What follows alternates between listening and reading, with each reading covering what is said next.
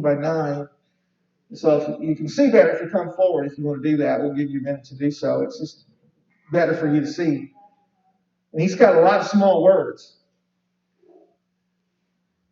Now, of course, Paul has got binocular vision. And how's Captain America's vision? Pretty good? Good.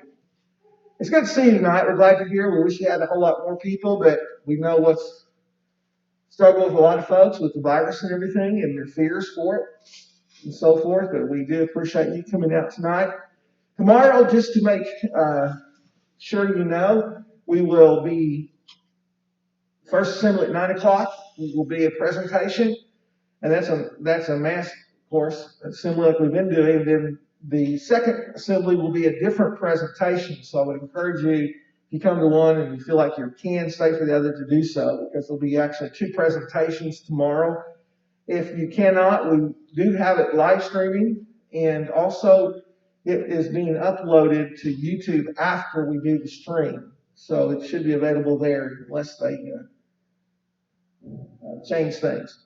So Luther, are we live and ready to go? Okay, good. So we're ready to go tonight. Terry's going to be leading our singing, and we're privileged tonight to have, once again, Brother Dave Miller make our presentation on God and government. If you want to, pick up a bulletin that's left over. I think there's maybe be some back there if there's his biography, but it's in tomorrow's bulletin. You'll be able to once again read about Mr. Dave, so I won't take the time to do that. Some people can say, well, he did this, but when it comes to Brother Miller, he did this, about 10 minutes worth, right? And he hasn't paid me a penny, so I'm going to leave that to the bulletin. You see, he's smiling up here just a little bit. Did you get fed well? Oh, Did I? Yeah. We ate good the other day at Beverly, without Nacho, unfortunately. He got delayed. But I know today's going to follow up to that and some very good eating. And tomorrow, I kind of tempted him a little bit with what we're going to have tomorrow. So looking forward to that. But we're so happy that you're able to be with us tonight, especially those of you joining us by live stream and recordings. And we do hope that this seminar will be very, very beneficial, because we've had a lot of folks calling us asking whether or not it was going to be online. And so we're glad to be able to provide that, and appreciate Brother Dave Miller allowing that to happen. So, Brother Terry Cruz, if you would, please join us singing. We have the slides with this music on it, and I think there's some songbooks around.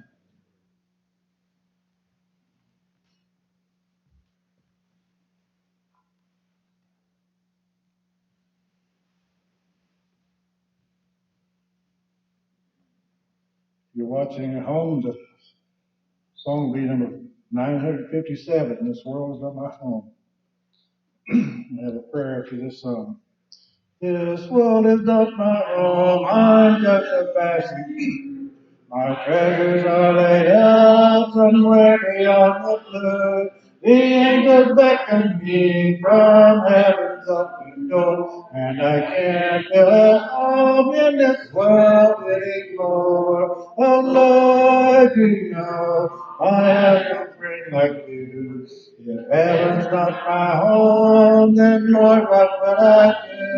The angels beckon heaven's open door, and I can't feel at home in this world anymore.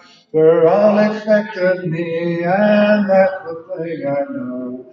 I said your pardon me, and now I ought to go. I know you'll take me through, though I am weak and poor, and I can't feel at home in this world. Lord, I have no friend like you. If heaven's not my home, then Lord, what will I do? The angels beckon me from heaven's open door, and I can't feel at home in this world anymore. Just up in glory land will live eternally. The saints on every hand are shouting victory. Their songs of sweetest praise drift back from living shore, and I can't feel at home in this world. Oh Lord, you know I have no friend like you. If heaven's not my home, then Lord, what would I do? The angels beckon me from heaven's open door, and I can't feel at home in this world anymore.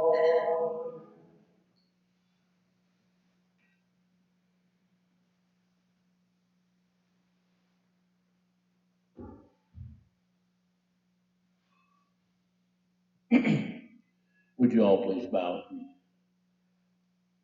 Our most gracious, kind, and loving Heavenly Father, as we humbly approach your throne of grace and glory, knowing how blessed we truly are by the gift of your Son on that cross, and the hope of eternity through the forgiveness of our sins because of that price he paid. And we pray that as we know how blessed we are, that smile on our face should tell it all. And everyone we come across, and everywhere we go, we hope that people see Jesus in us with our attitude and our smiles and how we are so blessed. May we never take for granted all that he does for us through that gift. And may we never cease to take the opportunity to share that good news with all those around us. And once again, dear Lord, we think about all those that are dealing with this dreaded COVID all over this world, all over this country, right here in Marshfield. And we pray that you would be with the healing hands that are looking after them. Pray their recovery. And then we thank you for continually being there for them.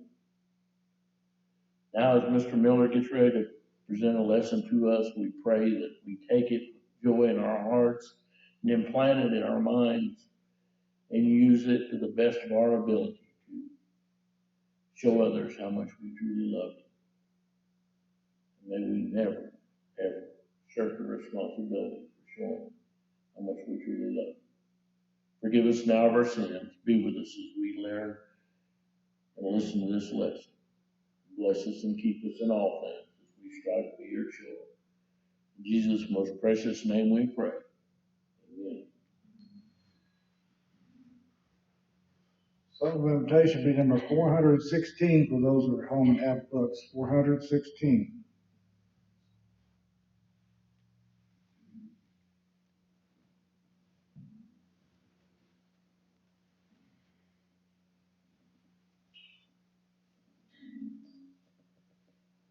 I've never used one of these before, speaking, so I'm liable to drop it and break it and stumble all over myself.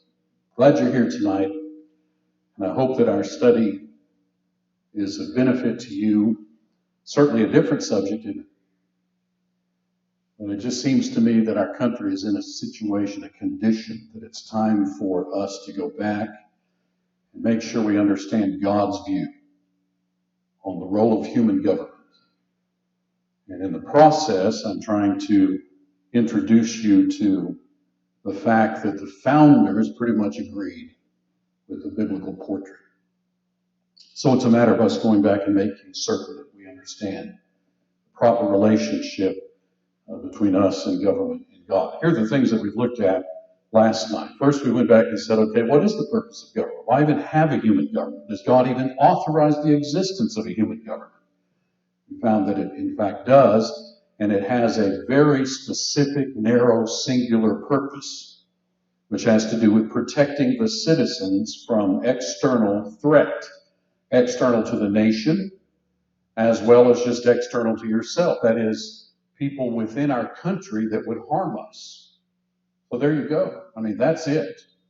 Whatever else we agree that government should be permitted to do, that God would authorize, is secondary. That's the central thrust, according to the Bible and according to the founders. We have been blessed by God with unalienable rights. The purpose of government is to secure those rights. That is, not allow them to be trampled on by any aggressor, domestic or foreign.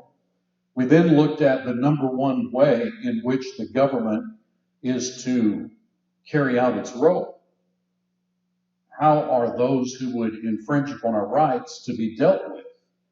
And we found that under the only civil law code that God himself offered, and the founders themselves, they agreed, capital punishment is the number one way to deal with that. And we found no fewer than 18 capital crimes that came out of the mind of God and were embedded into the civil law that we call the law of Moses. And then we spent a little bit of time, did we not, talking about, so where does law come from? Do we just send men and women up to our legislative councils and they just kind of sit around and brainstorm and decide what laws to make? No, laws must come from God. They're rooted in God. They must come from his mind, his thinking, and there's the perfect law code. God said that to Moses and the Israelites, and our founders said it as well. It's got to come from God because humans don't know how to govern themselves.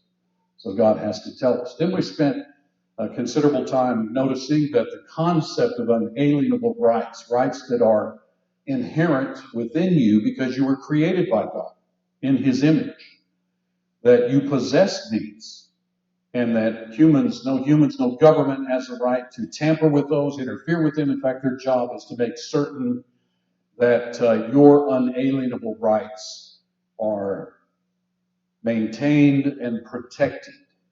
And I walked you through, I'm going the wrong way. Yes. We walked through 8 of these, did we not? Life, liberty, the pursuit of happiness, private property. You have a right to private property that you have acquired through your own honest effort. The right to have family relations according to the Bible's definition of that, the right to worship. And then we concluded last night talking briefly about the concept of self-preservation, the right to self-defense, which extends to individuals as well as to countries. All of this I'm having to deal with very cursory. The book goes into great detail on all of this. Well, notice then that we have a major misconception in our country as to what citizens are entitled to. Let me list you some of the things that are not unalienable rights that the government owes you, or that the government ought to secure, or that the government ought to provide. How many people in America agree with this? How many of you are old enough to remember when a natural calamity would occur in our country? Say a tornado, swept through Missouri. And one went through Joplin not that long ago. How many of you grew up understanding and knowing that it's not the government's job to come in and save Joplin or whatever? Where did we get that idea? The president is crucified if a hurricane hits him. He doesn't jump in a helicopter or an airplane and rush down there and show his presence or something. Well, whatever you think about that, that might be a nice thing to do. But it's not the role of government. Notice how ridiculous and contradictory and inconsistent that is. What if termites attack your house and eat half of it up and the roof falls off? Government's supposed to come and take care of that? What if your house burns down? How many people's houses burn down every day in this country? Where's the government there? Should they go rebuild that? See, not only does the government not have the money to go fix everybody's problems in the world or in this country, they can't be consistent about it and fair about it. So it's simply a misunderstanding of the role of government. That's not its purpose. Look at some of these other ones here. Does the government owe you a salary, a job, economic security? Is the government responsible for your intelligence? Does the government owe you a mate, a children, school supplies? Our government spends a lot of money every year giving school supplies to certain individuals in our country. I'm telling you, if your grandparents, great-grandparents knew what tax money was being spent for, they would freak. And they wouldn't understand why we put up with it, why we don't understand. I mentioned last night that if you look on your cell phone bill, there is a charge there. I've forgotten the name of it. It's in the book that you'd never even know. Is the government extracting money from you to give away free cell phones to people that they think deserve to have a free cell phone? You understand that our country was founded, the kind of catalyst, there were several things, but the catalyst that kind of broke the straw was a 3-pence tax. The founder said it's not the amount. It's that if the government has a right to take from you 3 cents, then what's going to keep them from taking everything and anything else they want to take from you? So it's the enormity of the principle. And if we're not jealous and guard our rights as God has given them to us, then the government will become bloated, out of control, and there will be no end to what they will do. This has been typical of human history. The founders understood, they grasped the gravity of the situation. Notice then a right, according to this definition, is not something that you just want, something you need, something that you would like to have. None of these that I've listed for you here pertain to the role of the federal government. All right, so what then is the purpose of the government with regard to collecting monies from the citizens? What are they supposed to be doing with that money? Well, they're supposed to be fulfilling their purpose. And that's all. That's all. Well, notice then, if the purpose of the government is to secure your God-given unalienable rights, then it's not the purpose of the government to collect monies and dispense them to other citizens. Take from some citizens and give to other citizens. That's not their job. That's not their role. Both the founders of the Bible indicate that government intrusion must be kept to a minimum. Otherwise, it will grow and grow and grow until there's so many infringements upon your daily living that we will be like many countries in the world throughout history. Well, if the law of Moses was in fact the perfect law, because it came from the mind of God, how could anybody argue that it's not? Paul certainly did not argue that the law of Moses is somehow defective. He did argue that it was not designed to do certain things, like provide ultimate atonement. But that didn't make it an inferior law, because that was not its purpose. The law itself was authored by God, not Moses. So you go back and see how God wanted human government to function and civil society to transpire. You've got good information that comes from God himself. Well, we talked about the fact that the original nation of Israel was set up in such a way that in many ways it mirrors the original republic that our founders set up. God intended for Moses to function in his capacity, Joshua, there were these judges, but God was the king. And they came along later and tampered with that, but the way God set it up, it was intended to be one nation under God. That sound familiar? So the more power that the people give to the government, the more the government will encroach upon personal liberty. And we have instances of this in the Bible, if we'll pay attention to it. You remember when the people clamored for a king in 1 Samuel chapter 8. Look what I've done here in terms of underlining what the government will do. You get an authoritative government controlling autocratic government. And they're going to take. They're going to require this from you. They're going to take this from you. They're going to infringe upon your family, upon your household, and so forth. And it will just go on and on and on. And notice that this is God's warning. When Samuel came and said, they're clamoring for a king, hurt his feelings. God said, they're not rejecting you. They're rejecting me. You go back and protest. Tell them what this is going to mean to them. And then go ahead and give it to them. There's something about the nature of God, by the way, you got to pay attention to. So this was all a listing of, this is what y'all are going to have to put up with. That's the kind of government you want? Well, People tend to do that. Incremental encroachments of the government on the people's property and freedom, in which case they're no longer governing themselves. Rather than being satisfied with God's way, the people ultimately forfeited a great deal of their freedom and property. Well, the founders understood this concept. They understood it.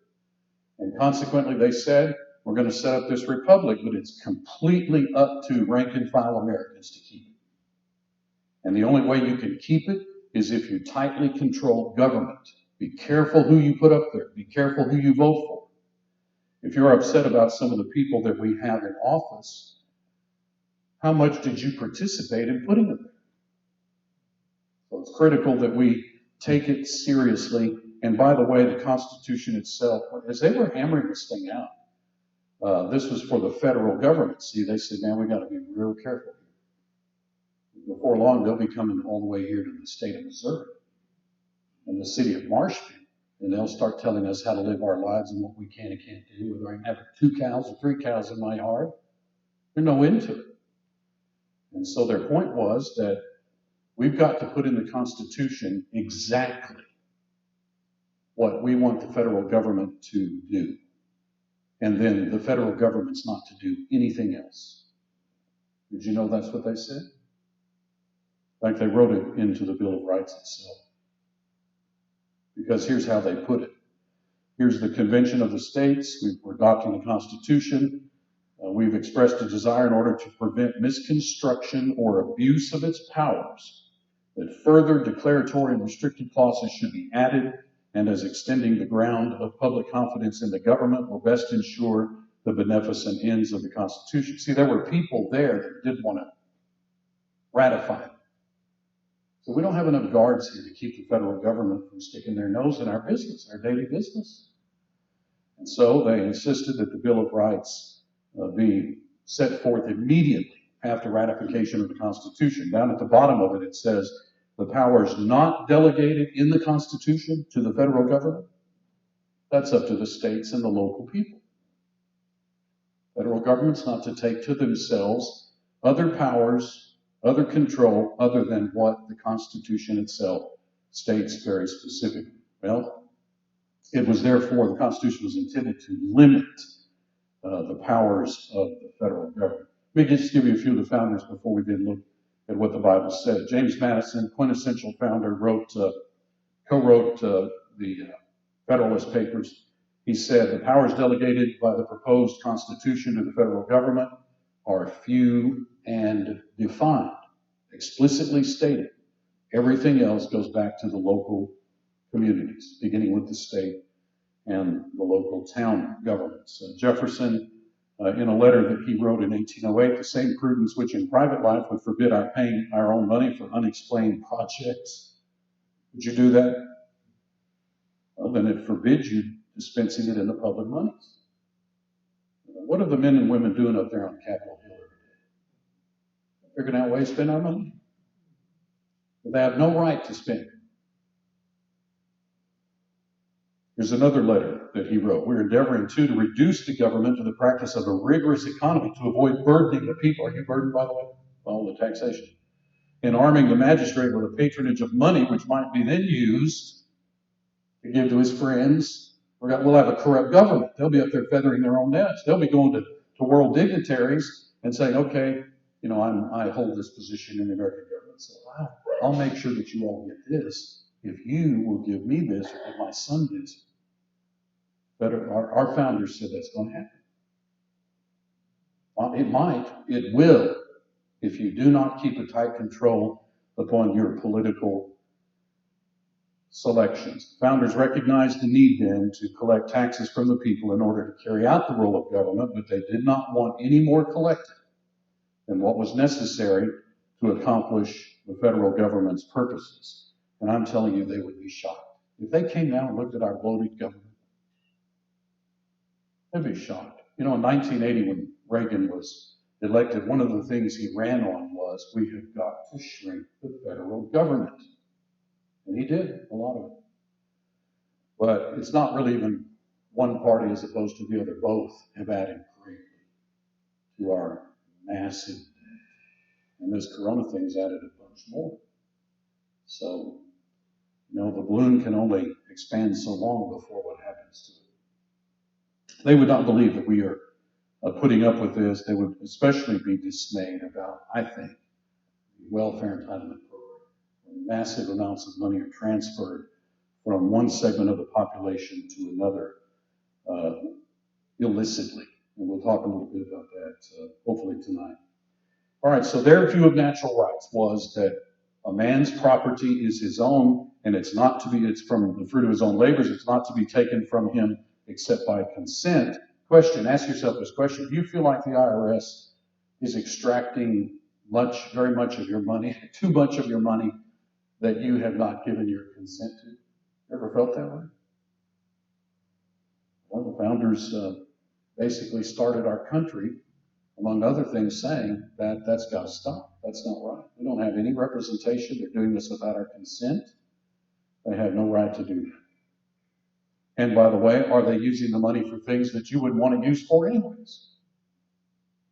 When our government and citizens follow unbiblical, covetous economic principles for 4 to 5 decades, we ought to expect to stand on the brink of economic catastrophe and ruin. Are we? And our elected officials think that their role is to be money changers, extracting taxes from those who work in order to redistribute those funds to those who solicit them. Then we should fully expect a government to become bloated, debt-ridden, and a thicket of economic confusion. Is it? So we recognize the problem, and the solution is to rein in the political forces and make certain that they are fulfilling the responsibilities that we have assigned them and nothing more. So if the purpose of the government is to secure the rights of the people, then it's not the purpose of the government to collect the monies and to redistribute that money. The central purpose of government today has shifted from securing the rights of citizens, protecting us from foreign and domestic criminal elements, enabling us to be free and to pursue noble goals, and it has now shifted to how is tax money to be spent. Well, in that case, you're going to have a bunch of people getting in line because they want their piece of the pie. And I've heard even Christians say, "Oh, I'm voting for this person because he's going to make sure that, I get money for this, that, or the other." At some point, I'm going to be collecting Social Security. That was originally an insurance program, by the way, during the FDR administration. You were putting money in like an insurance policy. You're supposed to get it back. They've spent all of that. So that's not really collecting money from the government that the government ought not to be giving. They ought to be giving us back the money we put in with interest. But the point is that we need to be careful that we do not fall into line with many in our country saying, yeah, what's the government going to give me? They need to give me this, they need to give me that. No, your parents, your grandparents would have said, you need to be self-sufficient and independent. Are you depending upon a government for this, that, and the other? Other than that for which they were created. It's interesting to me that most Americans don't understand it, the reason why our republic has been so prosperous, to the point of putting in the shade every other nation in human history. We've achieved a higher level of economic standing for a greater percentage of our citizens than any other country in the world throughout time. Why do you think that is? It's because the founders of our country began by saying, there is a God. He's the God of the Bible. And he has one religion, the one true religion, they said often, use that terminology, and that's Christianity.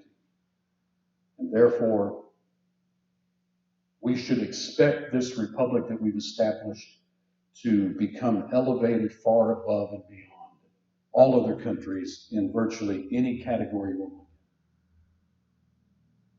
Who's bestowed upon this world the greatest inventions in human history? Like we're sitting in here, not in the dark, with kerosene lanterns, but with electricity. Where'd that come from? And on and on and on. Now, there have been a few things invented in other places. If you would care to survey the great inventions that have blessed mankind, they emanated from our country, and we turned right around and gave it to them. Just gave it to them, shared our technology. We do it all the time. Look at the weaponry of war, how sophisticated that has become. Hopefully we're still keeping an edge on that, but we've pretty much given all that to the world, or it's been stolen from by some of our own people who are so greedy that they don't see the necessity of maintaining the great republic. So, if we continue to lose our Christianity in this nation as we are doing, then we ought to expect to see gradually, I believe it's been so embedded in our culture for so long, that it's, even though they've been chipping away and working to get it out, there's still a lot of it there. But we ought to gradually see the immediate effects of it. And so there will be actual poverty in our country, and we'll see a lot of things happen to us. Notice that it's only by these basic Christian principles that we've been able to perpetuate our existence for so long: the Christian work ethic, the concern that we have for the genuine needy of our society, like the aged and the infirm, local charitable organizations. You know, it used to be that charity took care of the elements in our society that needed assistance. And it was through churches and charitable organizations and hospitals and so forth. That was all working just fine. And yet there's been propaganda to try to get people thinking in their mind, let's turn that over to the government. And it's naturally then reduced it, you see, among the charitable organizations. But we'll see in just a moment that that is a completely misplaced approach. If we don't have Christianity as the glue to hold us together, you know, what are the alternatives? What would you like our country to become? If you don't want it to be any longer what it's been since its inception, what do you want it to be? Well, if you pay any attention to politics at all, we're talking about a large number of people. They seem to be the younger people that have gone off to these universities and been taught all of this subversive stuff. And the essence of it is America's evil, it's racist, it's homophobic, it's xenophobic, it's misogynist, it hates women, blah, blah, blah. And therefore, socialism on its way to communism is the way to go. I can't tell you, the polls show that the millennials and younger, they bought into it, majority of it. And they've drank the Kool-Aid. And let's just pause for just a second and think what socialism has done for the world. First of all, let's define it. The basic essence of it is where the government takes over control of any number of aspects. And by the way, the people who study this say the biggest chunk of the country that you can take control of socialistically is healthcare. If you get that, you're well down the road to achieving government control of that country. So here are some of the technical definitions, if you want to just glance at those very quickly, trying to pinpoint what are we talking about when we're talking about socialism, which is in between capitalism and communism, on its way to communism. But here's a good way to assess this. Just take a look at some of the countries in the world that claim to be socialist. I mean, that's what they are. They make no bones about it. And you tell me if you would like to live in any of these countries. Here's just a quick list of socialist countries. Would you like to move to any of those and live there? You know, we go to those places as Christians, do mission work. And every missionary I know that comes back says, I wouldn't want to live there. We want to try to help people. That's Americans, and those are Christians. Let's take a look at Cuba for just a moment. Mostly state-run economy, universal health care for everybody, government-paid education at all levels, numerous social programs. There was a fellow that went down and analyzed the situation. And by the way, Cubans have been trying to get out of there ever since Castro took over by the droves. And they want to come to America. It's just incredible to me that our politicians, it's a great place, and yet the people that live there come over and say, no, it's not. What are you talking about? There was an article that talks about Havana and how difficult life is for these Cubans, among other things. You won't see any new cars. The Castro regime, I think his brother's in charge now, won't allow that to happen. So you'll see a bunch of vintage, 1955 Chevys. They keep them pristine. They're no new cars. There's government intrusion on your freedom and your right to purchase something like that. Cubans have been forbidden to buy new cars. Cuban standard of living has deteriorated thanks to the communist government and U.S. trade embargo and the disappearance of the Soviet Union. They've been propping them up all these years, by the way, whose own people's in trouble. Hundreds of thousands of Cubans live in substandard free housing. They line up to receive government rations of chicken, rice, and sugar. How would you like to leave your house every morning and go stand in a long line in order just to get the basics and depend upon the government to give it to you? And that includes toilet paper. And the lines are, multiple lines, and they're long. And it kind of becomes a big part of your day in your life, just to survive and scrounge. I'm telling you, Americans wouldn't put up with that. Even during the Depression, the vast majority of our people were not in those big cities and did not have to suffer under those circumstances. Internet's not really worth anything. They try to preserve that for the tourists in the fancy hotels. So don't count on that if you want to move there and live. And so on it goes. What life is like there. Karl Marx was the one that wrote the Communist Manifesto. And if you care to take the time to study it, you'll see exactly what these subversive groups that are marching in the streets and burning and looting, when they come out and tell you where they're coming from, you can tell that's where they're coming from. They've been taught all of this. He said, among other things, in this sense, the theory of the communists may be summed up in the single sentence, abolition of private property. Remember what one of the unalienable rights was that God himself authored and endorsed last night? The right to private property. So this philosophy strikes deadly right against the concept of private property that God himself set up. I mentioned to you, for example, Matthew 20, where Jesus endorsed the idea of a person who's paying his workers to pay them whatever they and he have agreed for them to be paid. And if one of them squawks about that because they worked more maybe than another person, even though he agreed to a certain amount, and the master said, I'm not treating you wrong. Is it not lawful for me to do with my own property what I have a right to do with it? And this principle, of course, is throughout the Bible. So there you have direct conflict with the concept of socialism. Now, I believe if I were to put out a piece of paper to everybody in here and ask you, do our fellow Americans whose skin is darker than ours, do their lives matter? Well, one of you would say no. There may be some white people that would say that. I'm sure there are.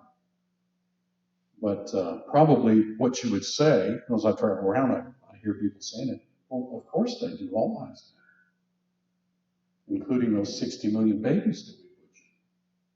Their lives matter. But this organization is not about that. You don't believe me? Go research it. That's not what this is about. That's a cover, a ploy to advance what we've been talking about. Socialism and the like. And the destruction of America as she has been as a Christian-oriented nation. I'm telling you that's their purpose. Three ladies that started this just 4 years ago? I went to, you can go to their website, but they pull down some of the things. They're very feministic. They don't see any role for men in the home and family. But I went to a separate site where one of the main ones was interviewed, Patrice Culler. And I think she was in an unguarded moment. And this fellow was pressing her. There have been people question, what is the ideological basis of your movement? What really holds this movement together? And here's what she said. We do have an ideological frame. Myself and Alicia in particular are trained organizers. We are trained Marxists. And you and I are softened about that. But if your parents, World War II generation, heard that, that would have been the end of this organization in this country. Because they fought a world war against fascists, and there's not a nickel's difference between communists and fascists. They hated each other, by the way, Russia and Germany. But they were after the same thing, both of them. And Americans understood all of that's a threat to freedom and Christian living. You have to understand these individuals hate Christianity. And if you'll listen to what they say in the street, in these street riots and so forth, they do too. One of those locations recently, they piled up Bibles and burned them in the street. Unbelievably symbolic, but very typical. If you know history well enough and look back and see that's how they operate. But our young people are naive, I think, and many of our older people don't seem to have a clue as to what's happening. Margaret Thatcher was the Prime Minister of England there for a while, back during Reagan's days. They were good friends. And she said it's not, and she often spoke against socialism, as did Reagan, but socialism itself in all of its incarnations, wherever and however it was applied, was morally corrupting. What do you think she meant by that? In what way is socialism morally corrupting? Well, let me give you just 3 points about this because I think it's important for you to have some clarity in your mind about what we're talking about. In what way is it morally corrupting? Well, number one, it advocates, promotes, encourages, stimulates covetousness and greed.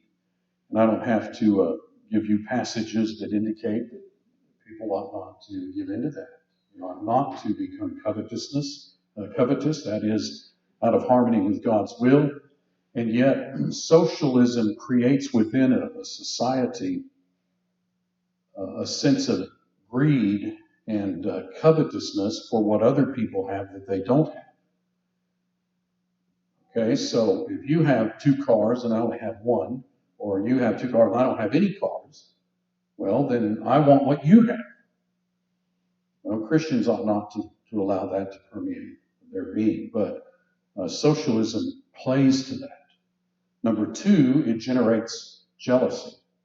Look at James 3, where he points out that when you're looking at your fellow man, you must not allow bitter envy and self-seeking to get hold of your heart because of your jealousy of other people around you. That's not a Christian value that you want to give in, it's against Christian values, and you must not give in to that because that will create confusion in every evil thing. And Solomon said, you look around at people, and it's so easy for people to be jealous of the person who works and acquires because of their own efforts. Well, that seems to be endemic to what people can tend to be. And then socialism is really governmental theft. It's stealing, but it's hidden in the fact that it's done by the government. And so that makes it seem like it's not as evil as it is, as if it's not fully what the Bible would call stealing. But that's exactly what's taking place. It enables the government to steal from some citizens without their consent and then to decide who they want to distribute it to. And you know government well enough to know that they tend to distribute it to people who will in turn support them and back them. That's corruption to the nth degree in our government. Somebody says, well, but doesn't capitalism promote greed? That's their comeback. That's the socialist comeback. And my response to that is no. It's not endemic to capitalism. I mean, greed can come from anybody, anytime, anywhere. But there's not anything about capitalism that encourages that like socialism does. Because you see, all of us have to make provision in order to live, do you not? Unless you're just going to depend on somebody else. Children depend on their parents, but good parents teach their children to learn to be self-sufficient and independent and depend on themselves. That's what everybody has to do. So if you have to do that, then you're going to have to put forth effort to make that possible. And notice that that doesn't necessarily involve you in greed or covetousness. Capitalism is nothing more than an ambitious person rising above laziness and applying himself in order to support himself through legal means. And let me give you an example. If you go and work hard at 2 different jobs for, say, 10 years, see the work and efforts that's involved? You have to do it. And you save enough money finally until you can own your own business. So let's say you go downtown Marshfield and there's a laundromat that's come open, with coin machines and everything. So you have enough to at least put a down payment on and buy it. And then you stay there for long hours monitoring, keeping the machines working and so forth. Well, are you greedy and selfish because you went through that process? You might be, but you don't have to be. You might be a very generous person and give, half of your profits to some charitable organization or the church. But it's not endemic to capitalism. That's all capitalism is. It's a person taking advantage of opportunity. What if you go to a country where there is no opportunity? What if you're living in some backwoods jungle of Africa in a little village, and what are you going to do? You go out and plant if you get some land around there out from the village and go plant something to live on, there are not many options and opportunities in a setting like that. You see, one of the reasons why America is unbelievably blessed. But that only comes because of people understanding that we can do hard work and grow wealth in our country.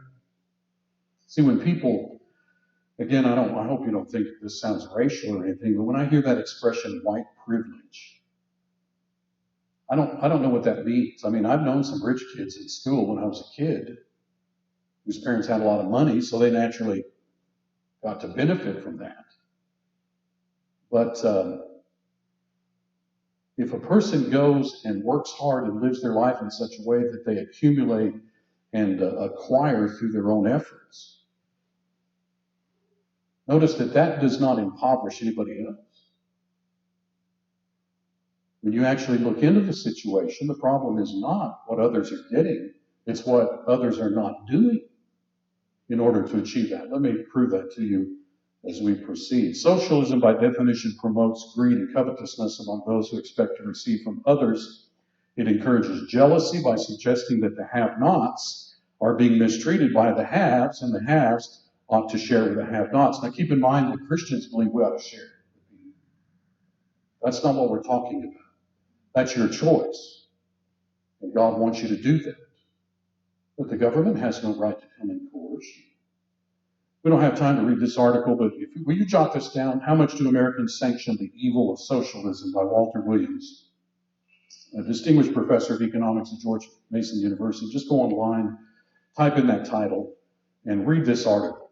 It's outstanding. We don't have time to go through it. There's several fellows like this that have put their finger on what's happening in our country with regard to socialism. Someone says, but wait a minute, the early church there in Jerusalem, weren't they socialistic? Because they had all things in common? I went back and studied very carefully these 2 chapters that make statements along that line. Don't have time to go into detail, it's all in the book.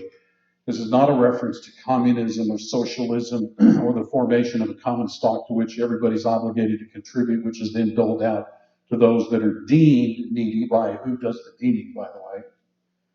The Jerusalem church was simply unique. All these Jewish pilgrims that come to Jerusalem in order to observe the dual festivals of Passover and Pentecost, good, loyal Jews, never expected to be introduced to the gospel and become Christians and change their whole lives. They brought enough provisions to get them there to stay for that period and then to return home. Well, they were converted and didn't want to go home immediately. And so they continued to enjoy life in the kingdom, and they began to run out of their provisions. So something needed to be done by those local Jews or those that had access to means by which they could help them. And so that's what they did. They remember people that came like Ananias and Sapphira, they had some property there in Jerusalem, so they sold it and brought the money and so forth.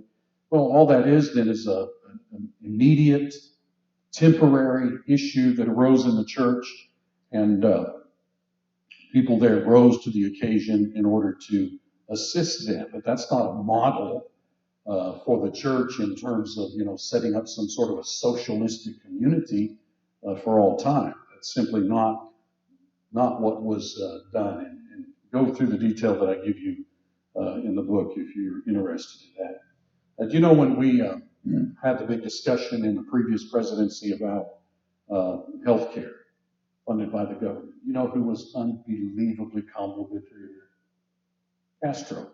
In fact, look how he put this. It is really incredible that 234 years after the Declaration of Independence, the government of that country has approved medical attention for the majority of its citizens, something that Cuba was able to do half a century ago. We're way ahead of you people. So he's endorsed it. Well, why did he do it 50 years ago? Because he's a socialist, a communist. And if you talk with those who fled from his regime and came to this country and see what they say about that. Look at the terminology on these headlines. Redistributive change. Income inequality. Redistributive justice. Again, I'm not intending to pick on any one politician, believe me or not. But these are things that are being said. These are standard communistic, socialistic buzz expressions. Income inequality. The equalization of property and wealth by direct political fiat. You have more than this person over here, so the government's going to equalize you. It includes taxing that's designed to move wealth from one group to another, very much associated with Marxism, communism. Here is a little story here about this Stephen Crowder that decided to take this redistributive justice concept at Halloween. So he went out and had all these trick-or-treaters come after they had gone around and, worked to get their money, going from house to house for blocks. And he got them all gathered there and began redistributing it. So he'd look in one sack and, well, this child didn't get as much as this one, so he'd reach into this sack and put some over there. And I mean, before it was over, these kids were up in arms. They were crying. Some of them wanted to punch him. It became rather ugly. And as the kids looked up at their parents like, you're going to let this go on? This is not fair. All that sort of thing. And he simply tried to reason with the kids. Said, look, the rich need to pay their fair share. And so you need to share with those that don't have as much as you do. And one kid said, you stole my candy, and looked like he was ready for a fist fight. And he said, now, is that your costume? That had to have come from somebody else, so you ought to be willing to give what you have to other people. And one kid said, I'm going to call the police. So it got kind of ugly, and it ended with one of the kids saying, this is just not fair. Why? Because we're all selfish and don't want to help anybody else? No. God said you have a right to private property that the government doesn't have a right to take. Now that's God's will. God then says to you, now, you need to be loving and compassionate and benevolent. That's what Christians are to be. But that has nothing to do with the government and what they have a right to do to you or to take from you. By the way, would you believe that this country already has been through this? We really weren't a country, but they were the forefathers of the men who set up this country. Look at this very clearly. William Bradford, who died in 1657, was part of, the Plymouth colony, came over on the Mayflower, signed the Mayflower Compact, which they did aboard ship, by the way, before they actually arrived, wrote this Plymouth Plantation documentation of what happened. These were Protestant pilgrims. Here is a very famous portrait that's in our government, and notice that they have an open Bible, they're praying, and William Bradford is kneeling behind Governor Carver. So, very prominent in this, and here's where they signed on board ship the Mayflower Compact. Well, when you look in his record of what took place, here's one of the rules that they all signed and agreed to follow. All profits and benefits that are got by trade, traffic, trucking, That's not like truck, but working, fishing, or any other means of any person or persons remain still in the common stock until the division. We're going to collect from everybody, put it in a common stock. All such persons as are of this colony are to have their meat, drink, apparel, and all provisions out of the common stock and goods of the said colony. There's a pretty pure manifestation of socialism. Redistribution, collect it from everybody, then redistribute it to certain elements. This led to starvation and failure.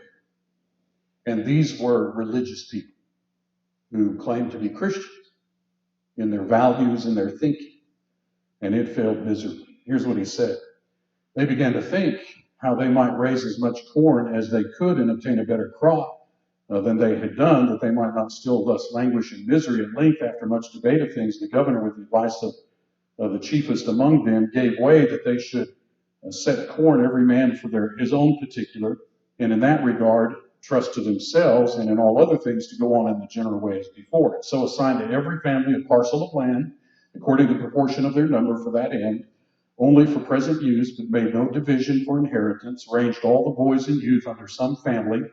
This had very good success, for it made all hands very industrious, so as much more corn was planted than otherwise would have been by any means the governor or any other could use, and saved him a great deal of trouble and gave far better content. The women now went willingly into the field and took their little ones with them to get to set corn, which before they would allege weakness, inability, I can't do that. Whom to have compelled would have been thought's great tyranny and oppression to force the women to go out there. The experience that was had in this common course and condition tried sundry years, and that amongst godly and sober men. These were good people.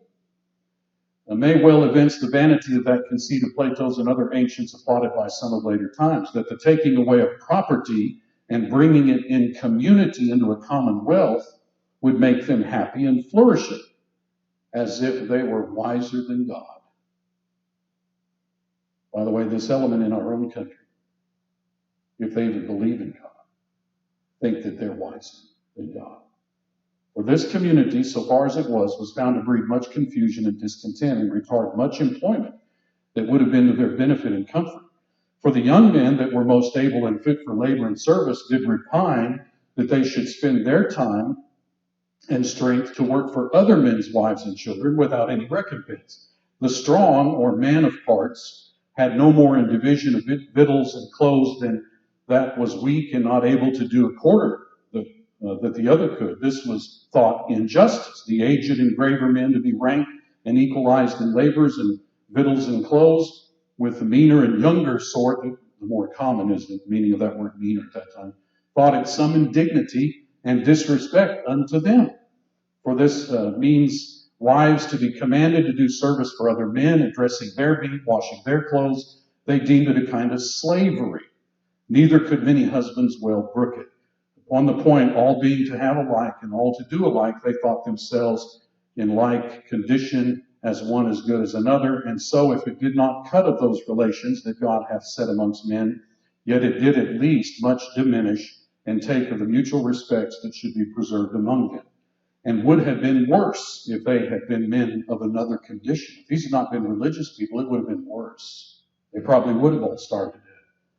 Let none object this is men's corruption, and nothing to the course itself. I answer, seeing all men have this corruption in them, God in his wisdom saw another course fitter for them.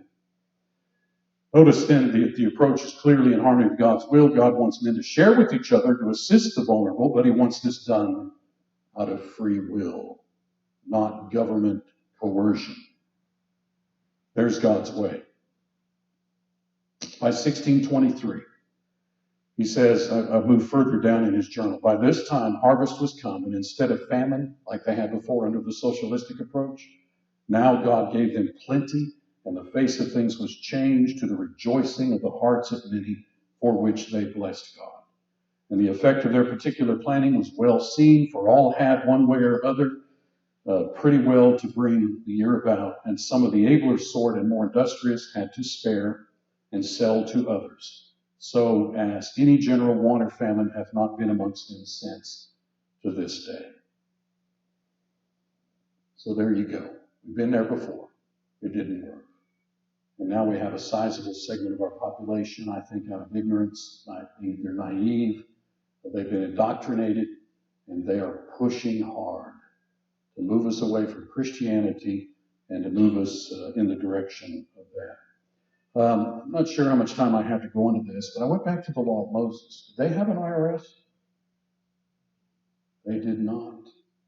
They did not. Well, did the Israelites have to pay taxes? Yes, they did. Have you thought about why and to whom it was paid?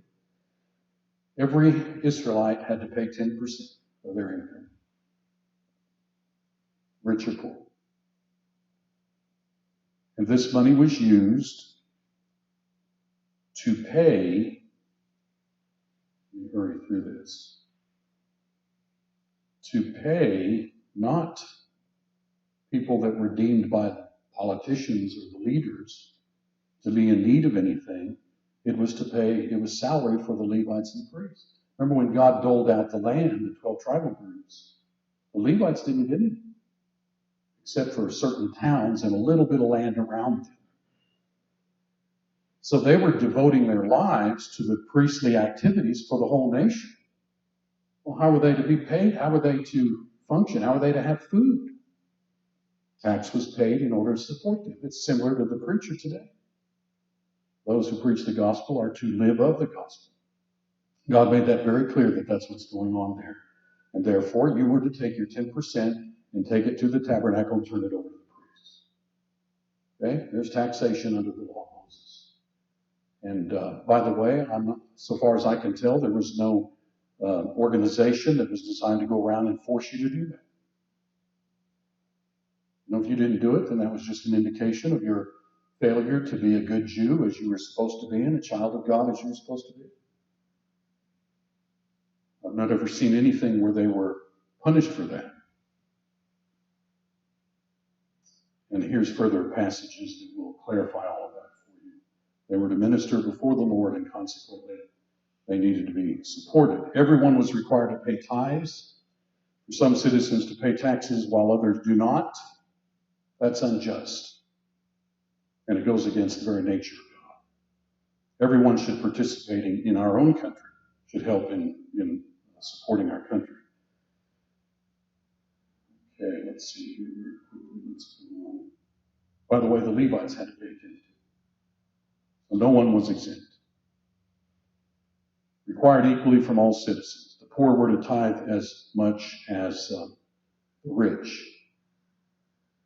And that included this census ransom that was paid. Look at this statement.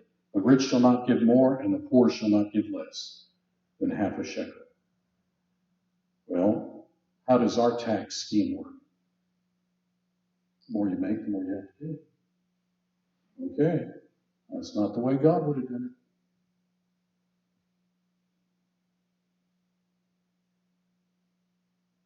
So who's smarter on that? Who's wiser? One other very limited use. Every third year, there were 3 needy elements in Israelite society that were to receive the tithe for that year. And that was the Levite, or besides the Levite, the stranger, the fatherless, and fatherless back then, of course, meant no parents.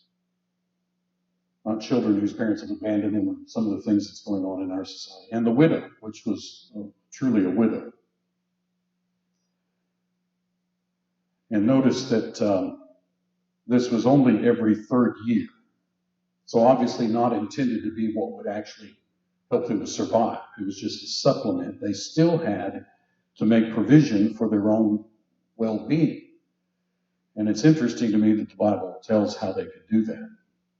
All right, let's summarize. The American government never intended to be a charitable organization. God-fearing moral people should be elected to fill governmental posts. All citizens should pay an equitable amount of taxes to provide only for the necessary things that the government is to carry out.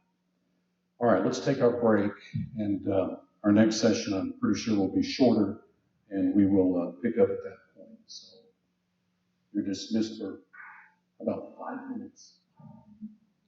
We have bottles of water that'll be coming from the kitchen, nice and cold, so that you can, little bottles, grab one of those and you utilize that. Also restrooms in the front, in the foyer, and also behind in the fellowship room area if you'd like to use those. Once again, we appreciate you being here and we look forward to coming back to the second session.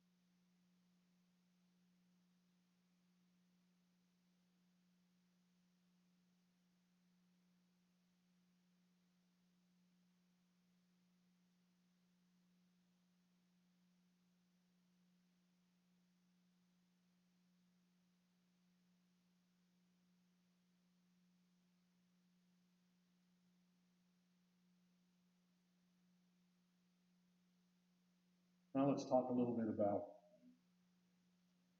the welfare program that exists in our country since the 1960s. Don't have time to give you a lot of the facts and figures about how that came about, why it came about, and how drastically it altered the condition of the black family. Prior to 1960, the black family was attacked even more so than white family. And things were actually really good. And the governmental welfare program has inflicted untold damage on the social condition of our culture.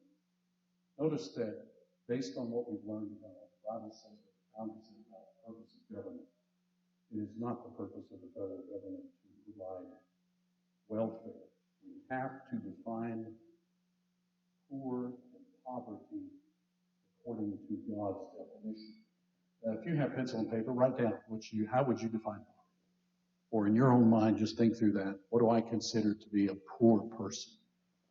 This is one of the most enlightening discoveries in my study of this subject that I made. And I'm just completely flabbergasted about it. That's a high dollar technical term. I think I learned that in school or something. The so-called war on poverty launched in the 60s assumed its own definition of poverty. Before we look at the Bible definition, it's so succinct and clear. Let me give you an indication of what real poverty has been in human history. Some of the Charles Dickens books depicted some of the poverty in England, like Little Oliver Twist. Please, sir, I want some more. And these are just movies that depicted children essentially dressed in rags. Remember the prince versus the pauper? Remember what the pauper was wearing? Here are some pictures after World War II, especially during the Great Depression. Allied bombing raid over Europe. The GIs did a lot to help the orphans that were created and the poverty that they faced during the Great Depression here in Missouri and Oklahoma and Kansas. Things were, fairly dire. However, this woman, Dorothea Lange, kind of went around and took pictures during the 30s and has documented all of this, how many, the migration from this area, St. Louis, all the way out to California because of the Dust Bowl and all of that sort of thing. And so she has a lot of documentation of children and their condition. And yet, when I showed some of these pictures, I forgot now where I was. For example, this one. And look at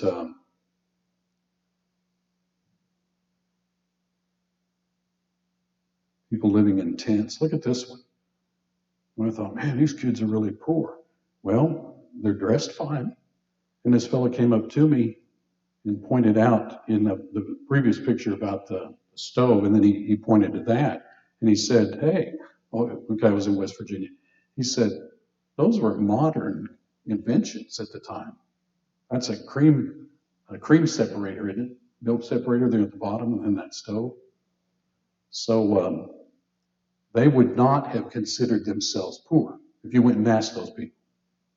I remember my parents saying, they grew up in Oklahoma and Missouri during the Depression. They were both born in 1921. And I remember them saying, we didn't know we were poor. And I always took that as a kid to mean they were poor and didn't even know it. I don't think that's what they meant. They meant we were not poor. We didn't view ourselves that way. They were in essence saying, why would you think that? I'm going to prove to you why that's how they would have viewed it. Here's in another country, a built-in wood stove. They don't go to, department store, Walmart or whatever, buy a stove or whatever. They create their own and deal with it. That's how it's been through most of human history. These are other Depression pictures. Notice that the real problem then was, I want a job. I can't find a job. Is that the problem today in America? Notice this really only occurred in big cities. If you lived out on the farm, you had plenty to eat. These lines in the big cities, in these shanty towns that were formed, probably from people whose homes the bank took from them. Now look at what poverty has been like and continues to be in different parts of the world. America's never been in this condition.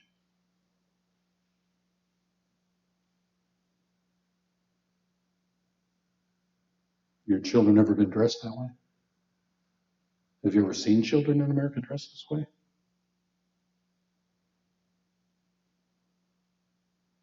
Have you seen deformed people on the street trying to survive? How about digging deep into the ground in order to get some water for your family? Riding on burros, going to trash heaps and scrounging to get whatever you can.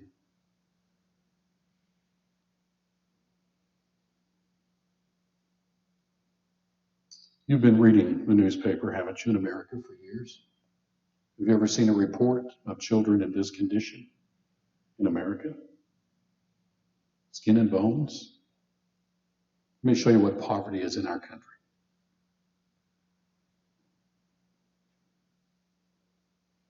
Look carefully at these pictures. What are they wearing? Nice shoes, a lot better than my shoes. I say things like that hoping a member will bring me a pair of shoes. Sleeping bag, great condition. Look at that parka. Even the collection thing is not an old tin can. You can tell that this little family, obviously well-fed, groomed, clothed, the mother's well-dressed, expensive stroller.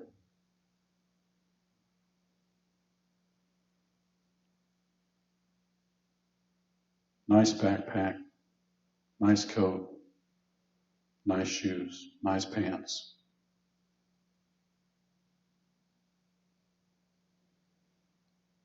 Wearing nice clothes, nice warm bedding, groomed hair, well-fed physiques, sitting around collecting handouts.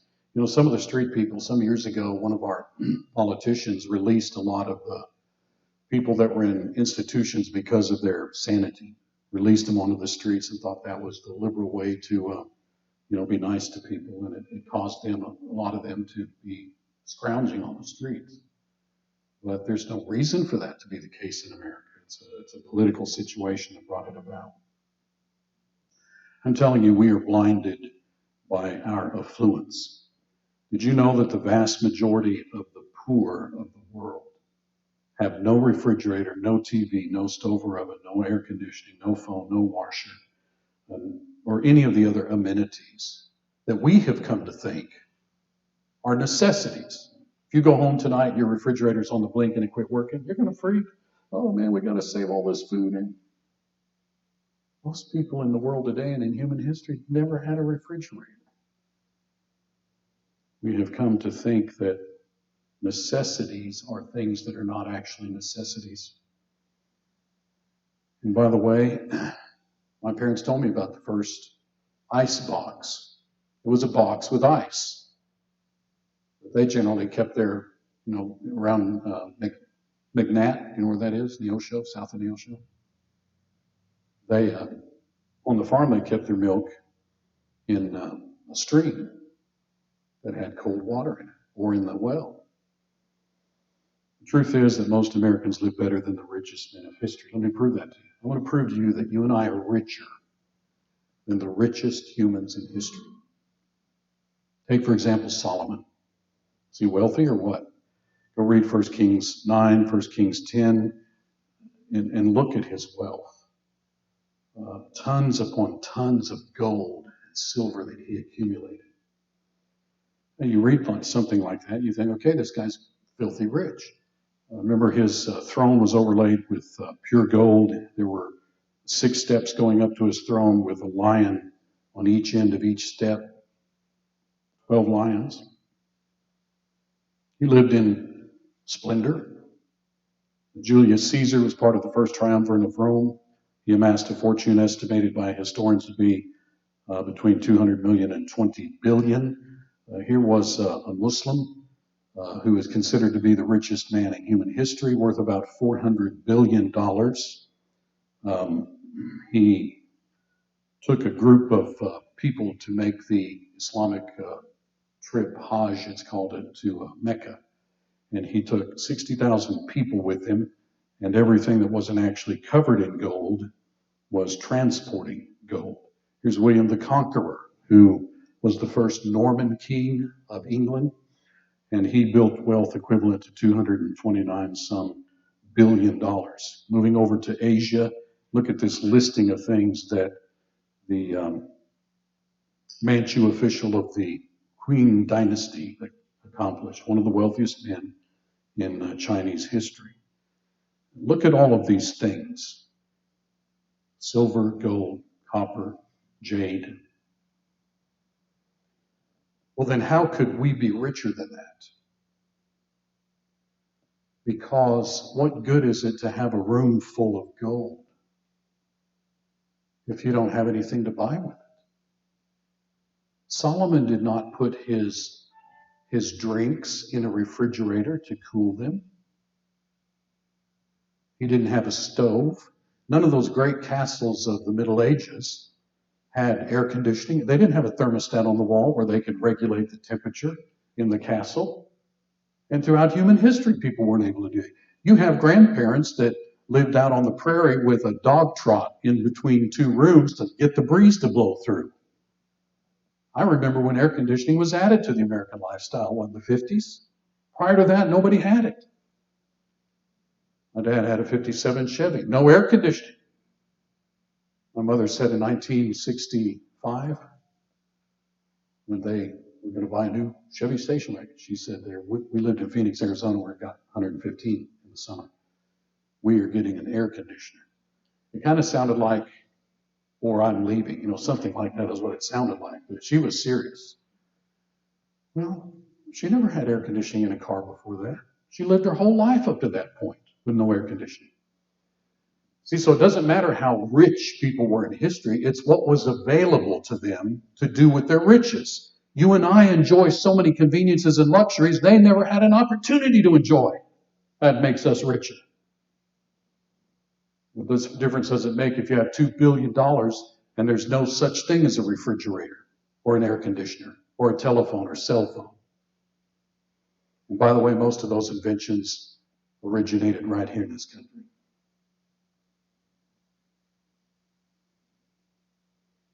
Think of the indoor plumbing that you enjoy. My parents didn't have that. Not in Missouri. They had to go out to the outhouse. How many kids would put up with that today?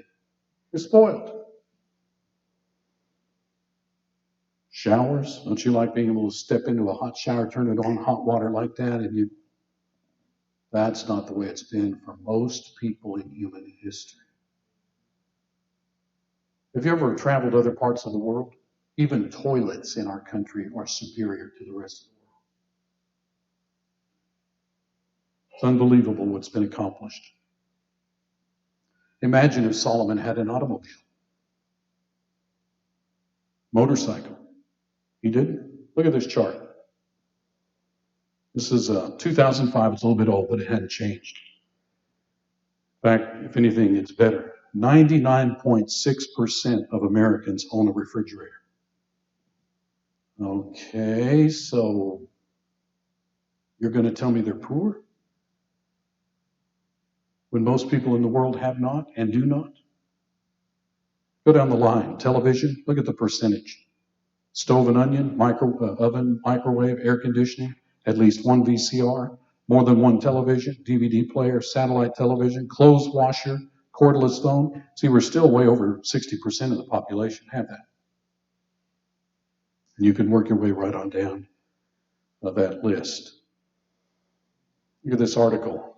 Americans in poverty have TVs, VCR, cell phones, air conditioning. American poverty just ain't what it used to be. A new report from the Census Bureau, 80.9% considered poverty-stricken by the government have cell phones along with their landline phones. 58% have computers. 96 have televisions. 83 have some sort of a DVR. The typical poor household is defined by the government, has a car, air conditioning, 2-color TVs, cable, satellite TV, a DVD player, and a VCR. And if they're children, especially boys, they have an Xbox or a PlayStation. In the kitchen, they have a refrigerator, oven, stove, microwave, and other household conveniences like a washer, dryer, fans, phone, and coffee maker.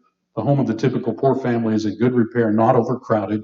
In fact, the typical average poor American has more living space in their home than the average European has in theirs, even though they're wealthy in Sweden or wherever.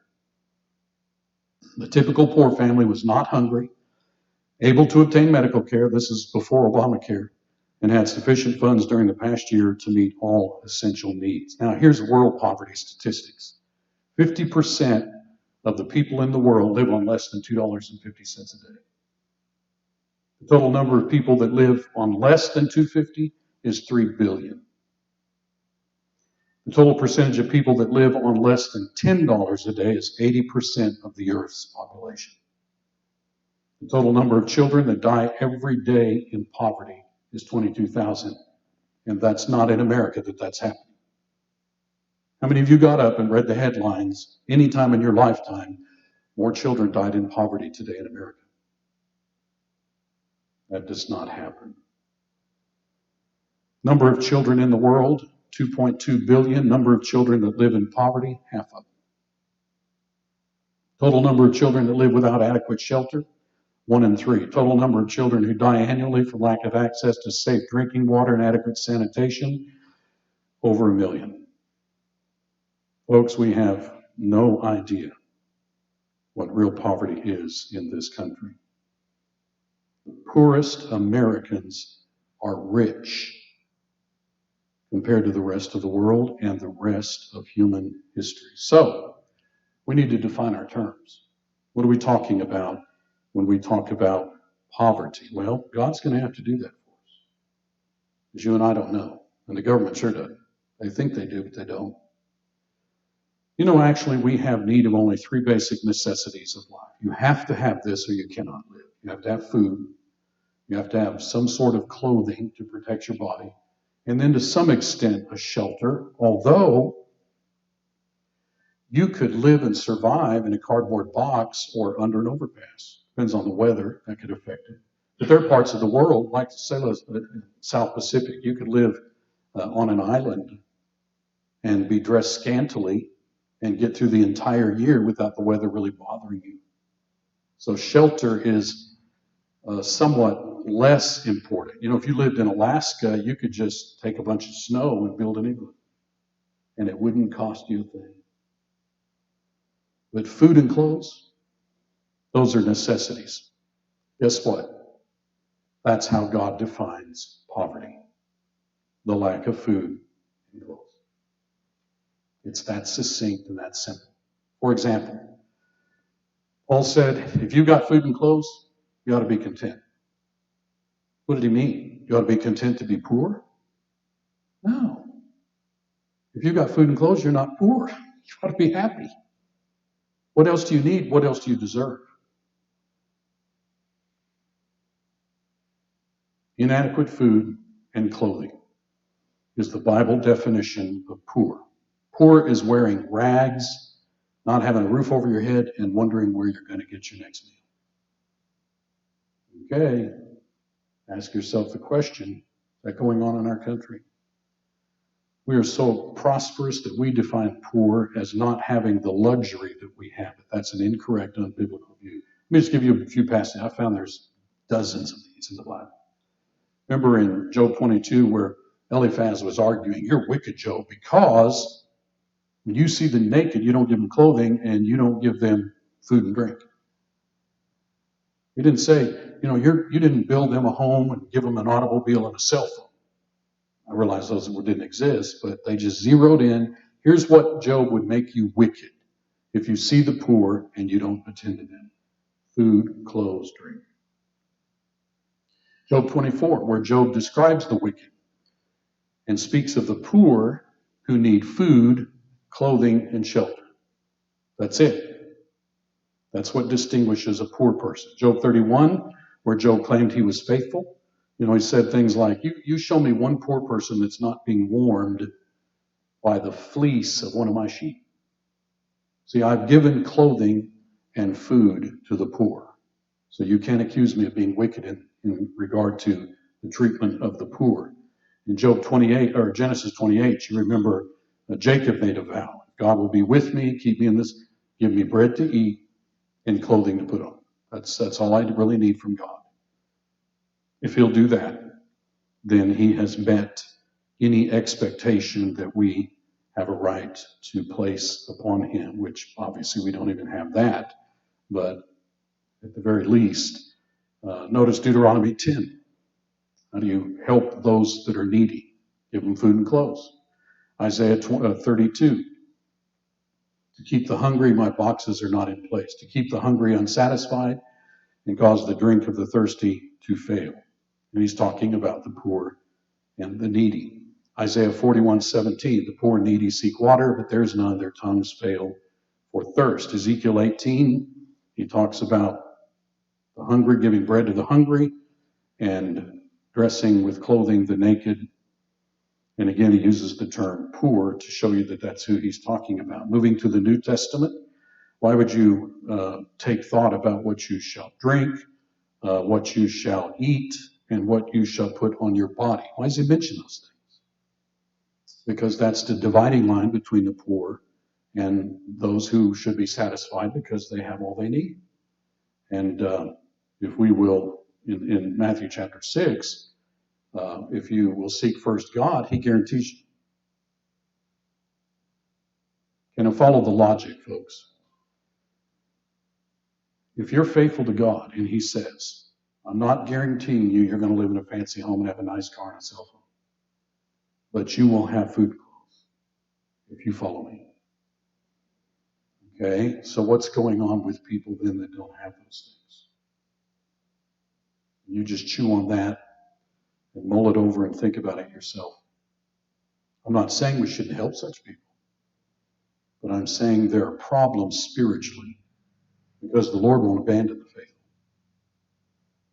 Romans 1, if your enemy hungers, feed him. If he's thirsty, give him to drink.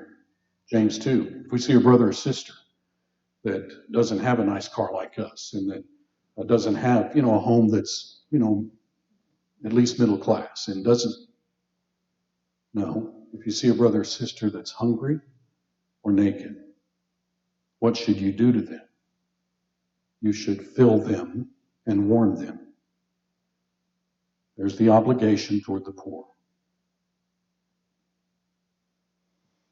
There's the passages that I showed you, and as I said, there are many others. The Bible defines poor clearly and precisely. The Bible definition then is lacking the three basic necessities of life. By the way, the word clothes sometimes includes the concept of being covered by shelter, so it just depends upon the passage.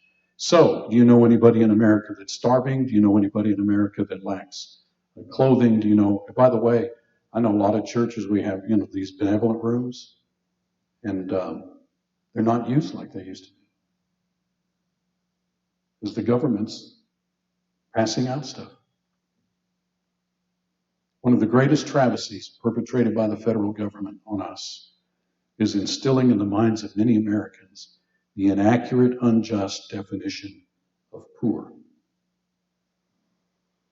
And the Bible does not teach that many people are poor. Okay, I thought I had a little bit more, but we will cover that material in the morning. One of the things I want to do in the morning is, so how does the government define it? You know how they define it? I've gone to, the Department of Commerce, the Housing and Urban Development, all those government organizations that are the ones that decide this and therefore determine, who gets how many food stamps and all that stuff. They define it. They come right out and tell you how they define it. They define it as when you look over a society and figure out, what is the customary standard of living. Anybody that falls below that is poor. You heard the media talk about, 10 more Americans fell below the poverty line today. That's what they mean. They simply mean that the standard of living in America has increased, and therefore there's some that dropped a little bit below that. So they're not poor. We now consider them poor. They become eligible for all kinds of handouts. I'm telling you, that's wicked. It's ungodly. That's not how God looks at things. It's ungodly not only because you're making people see themselves as poor when they're not. What does that do to a person's psyche and to their will in functioning in life? So you've tampered with all of that and damaged that. And then in order to give all of these handouts, and I think in the book I document just how much our government had. There's so many handouts and handout programs that have been generated by politicians over the years that most of them have no idea how many there are, not even aware of it. And they're doled out to all 50 states in large quantities. And so the other thing that's extremely wicked about all of this is they are coercing citizens to cater to that, forcing us to spend money where if we were looking at the Bible and listening to God, that's not how we would want to spend our money. And we will look at some passages tomorrow where the Bible makes very clear that people that are in that kind of need, the largest percentage of them, I think I can show this from the Bible, the largest percentage of them are violating what the Bible says about how they're to live their life. Proverbs is loaded with it. And you come to the New Testament, when Paul just came right out and said, let's cut to the chase here. If anyone will not work, you are not to feed them. Okay, so are you and I feeding people that God says you're not supposed to feed? Most of us would say, well, let's have compassion, blah, blah, blah.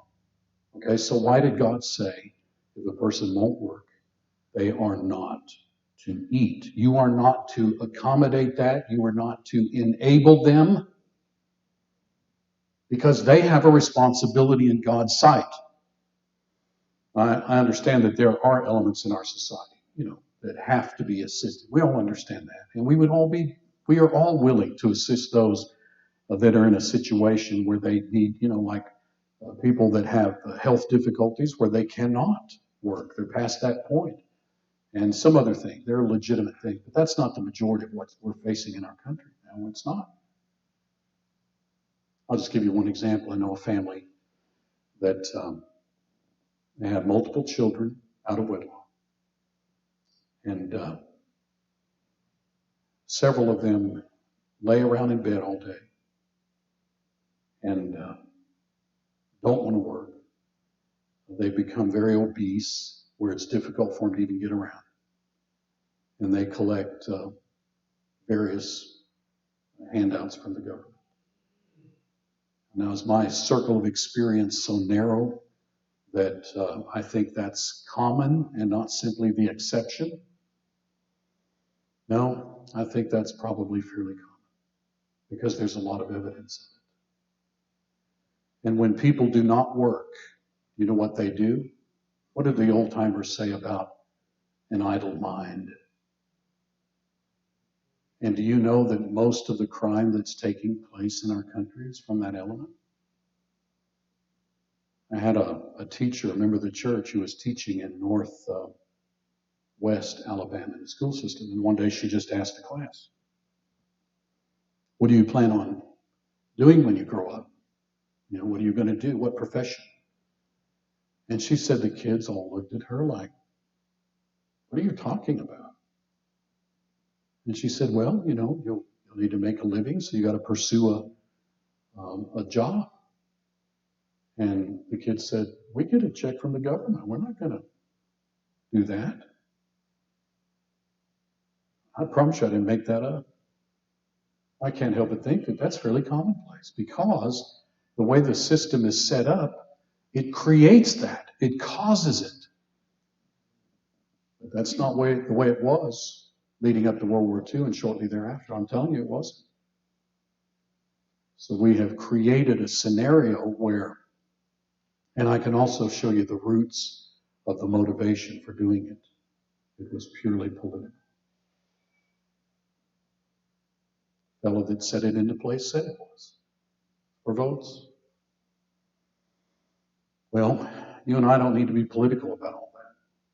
We just need to go back and see what God says about it, and then be willing to, do what we can to try to facilitate God's will in our country on this. Try to teach people the Bible about this. And by the way, people that are third generation, enmeshed in all of that thicket of illicit behavior, what would God have us to do? Teach them and assist them in getting out of that. You might need to expend a lot of time and energy in teaching somebody not only the gospel, but teaching them how to prepare themselves to become independent, to have a job, and to work the way God wants them to. We can help with that, can't we? That's really evangelism in our culture right now. When we want to go over to a third world country, I realize where the people, they need you to just help them dig a well so they have access to pure, clean water. That's wonderful. We've got an element in our society, and I don't think it's limited to one racial grouping by any means. There's a lot of people that have taken advantage of what's happened in our country, and they need to be helped to recover their sense of self-worth and their ability to care for themselves and fend for themselves. People need that. God set us up where we need that. He created us in that way. And so we are helping to return them to a level of mental and emotional and moral stability and spiritual condition where they can be headed in the right direction as far as the gospel is concerned. Well, thank you for your attention. We want to extend the Lord's invitation since there's a group gathered here tonight. You can become a New Testament Christian through faith, repentance, confession, water immersion. Remember, Jesus said, "He who believes and is baptized will be saved." And as Christians then, in our efforts to live the Christian life, we want to be benevolent and kind to everybody and do all we can to assist them in getting their lives right before God. If we need to come before the church this evening, we can do that. Let's stand and sing together.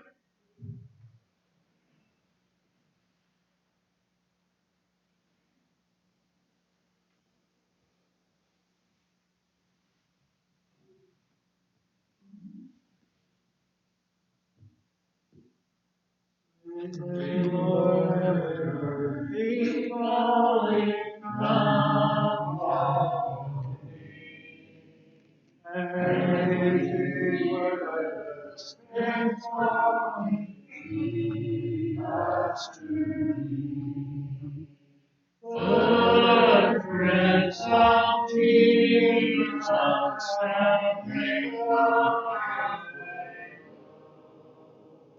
we will follow the steps of Jesus where they go.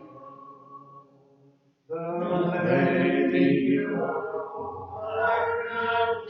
seeking his shade, or along my soul's mountains have been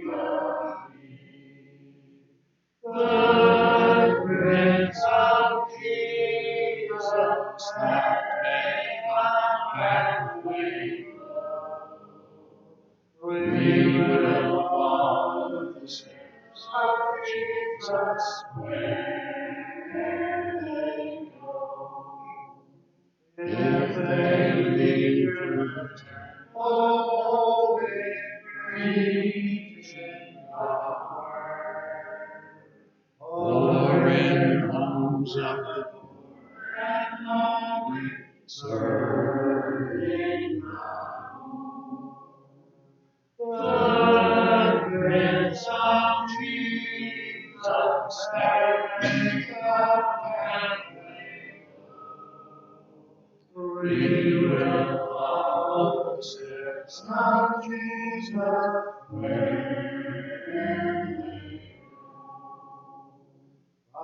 And by His shining portals in our feet, we shall walk with glad and mortal steps along the street. The Prince of Jesus that make the pathway low. We will follow the steps of Jesus where they go. We have a prayer at this time.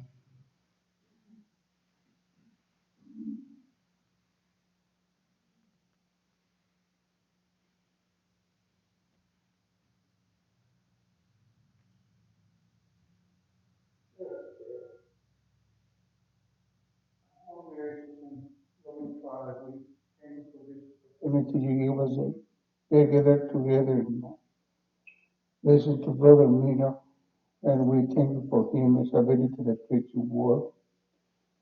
And Father, the things that he teaches, take it by heart, and the next time that we have to go to the place and put leaders for this country that we think about these things that you want us to do, and hoping the person follow your will.